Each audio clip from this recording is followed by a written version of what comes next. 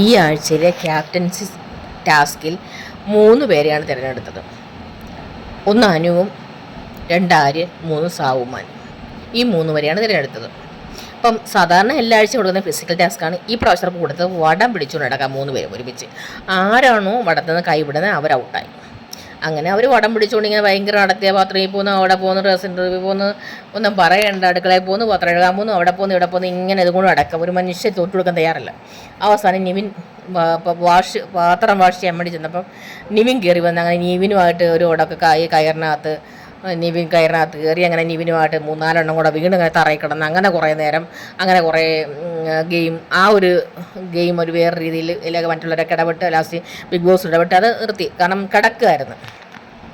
അനുവിൻ്റെ കൈയൊക്കെ നല്ല രീതിയിൽ നോവുന്ന രീതിയിലൊക്കെ തന്നെയായിരുന്നു ഇറങ്ങി. അതുപോലെ ആര്യനും സൗമാനും. പക്ഷെ ആരും വിട്ടില്ല കേട്ടോ. കുറേ നേരം കുറേ നേരം കിടന്നിട്ടും അവരാരും കൈ വിട്ടില്ല. അത് കഴിഞ്ഞിട്ട് വൈകുന്നേരം രാത്രിയായിട്ട് പോലും ഈ ടാസ്ക് കഴിയുന്നില്ല. അവസാനം ബിഗ് ബോസ് തന്നെ ഗെയിം മാറ്റിക്കൊടുത്ത്. കാരണം വടം പിടിച്ചുകൊണ്ട് 3 പേരും നിൽക്കുക. അതും ഒരു കൈ കൊണ്ട് വടത്തെ പിടിച്ച് നല്ല സ്ട്രെയിറ്റ് ആയിട്ട് കൈ പിടിച്ചുകൊണ്ട് നിൽക്കുക. അതിലാര് കൈ വളയ്ക്കുകയോ ചരിക്കുകയോ തിരികെയോ ചെയ്യുന്ന അവർ ഔട്ടാകും.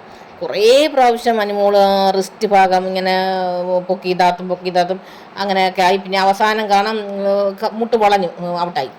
രണ്ടാമത് ആര്യൻ സാവുമാനാണ് സ്ട്രെയിറ്റ് ഒറ്റ നിപ്പം നിന്നത്. പക്ഷെ കൈ അത്ര സ്ട്രെയിറ്റ് എന്നല്ല, കൈ എന്തോ ഉളുക്കി പിടിച്ച് വളഞ്ഞ പോലൊക്കെ ഇരിക്കുകയായിരുന്നു. പക്ഷെ ആര്യൻ എന്ത് സംഭവിച്ചെന്ന് എനിക്കറിയാൻ വയ്യ. കൈ വളഞ്ഞോ എന്തോ ആര്യൻ ഔട്ടായി.